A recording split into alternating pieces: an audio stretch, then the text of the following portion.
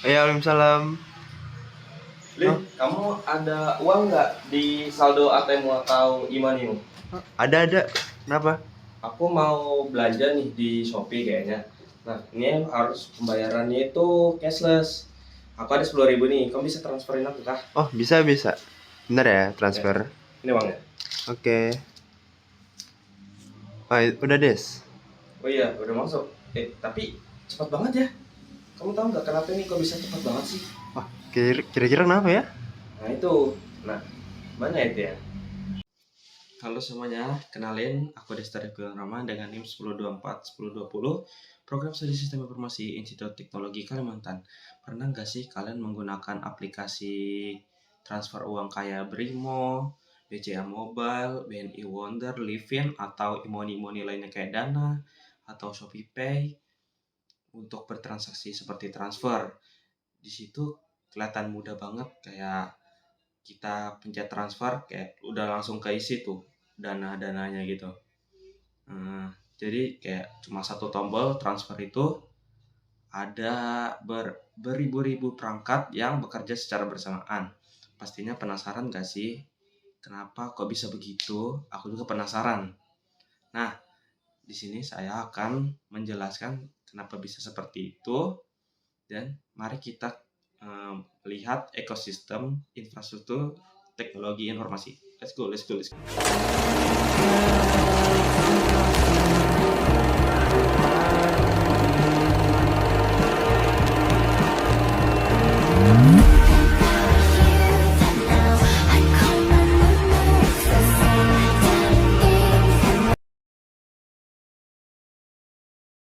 Yang pertama yaitu software atau perangkat lunak. Saat saya membuka aplikasinya lalu memasukkan nominal transfer, aplikasi ini menjadi front end yang menerima semua input saya. Selanjutnya, begitu tombol transfer ditekan, aplikasi langsung mengirim permintaan ke sistem backend bank. Yaitu networking atau jaringan. Data transfer tidak langsung sampai. Data dikirim menjadi paket-paket kecil melalui jaringan internet. Paket data melewati Wi-Fi atau 4G atau 5G, router, ISP, internet, firewall bank. Semuanya menggunakan enkripsi SSL atau TLS sehingga orang lain tidak bisa membaca isi transaksi. Ketiga yaitu data center. Semua paket data akhirnya tiba di pusat data bank. Disinilah seluruh server bank berjalan selama 24 jam. Di dalam data center terdapat server, pendingin, UPS, generator listrik, dan sistem keamanan. Kalau listrik padam, server tetap hidup karena ada UPS dan genset. 4 yaitu hardware atau perangkat keras. Begitu data sampai, CPU server mulai bekerja. CPU menghitung apakah saldo cukup, apakah saldo rekening tujuan benar, dan apakah transaksi aman. RAM membantu supaya prosesnya cepat, sehingga kalau jutaan orang transfer bersamaan, server tetap mampu memproses karena spesifikasinya jauh lebih tinggi daripada komputer biasa.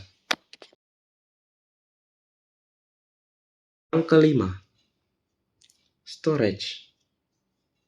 Semua data rekening disimpan di SSD Enterprise berkecepatan tinggi.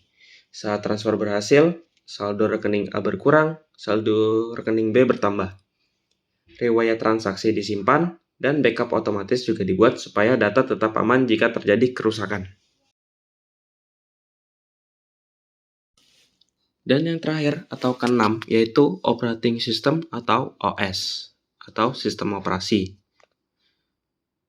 Semua server tadi dijalankan oleh sistem operasi seperti Linux server. Dari 6 poin tadi, sistem operasi mengatur CPU, prosesnya itu RAM, mirip dengan mengirim storage, sebuah paket. dan jaringan. Yang pertama yaitu software. Sementara Software HP di kita sini menggunakan berperan Android sebagai atau paket iPhone, pengiriman, tempat kita menggunakan mengisi data iOS dan menyerahkan paket. agar notifikasi Lalu yang transfer kedua, berhasil networking bisa langsung menjadi muncul. jalan raya yang mengantarkan paket dengan aman.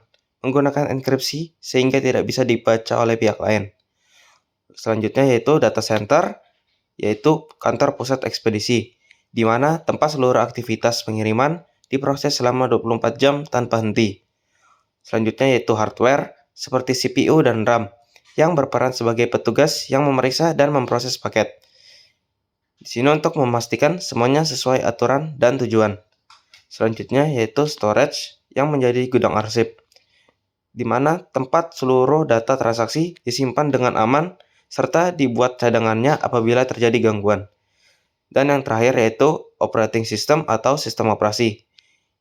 Di sini yaitu manajer perusahaan ekspedisi yang mengatur seluruh petugas agar bekerja secara terkoordinasi. Oke, dari semua itu bisa dianalogikan sama seperti sebuah paket yang tidak mungkin sampai jika salah satu proses pengiriman berhenti. Transaksi mobile banking juga tidak akan berhasil apabila salah satu komponen infrastruktur teknologi informasi mengalami gangguan.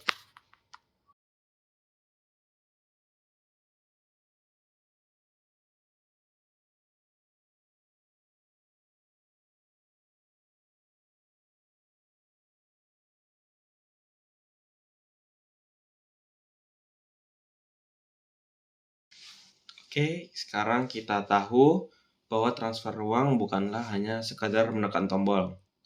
Di balik satu transaksi terdapat kerjasama antar infrastruktur seperti yang tadi itu, ada software, jaringan komputer, data center, hardware, storage, dan operator sistem yang saling terhubung. Bayangkan jika salah satunya terganggu, maka jutaan transaksi akan tertunda dan aktivitas ekonomi bisa terganggu.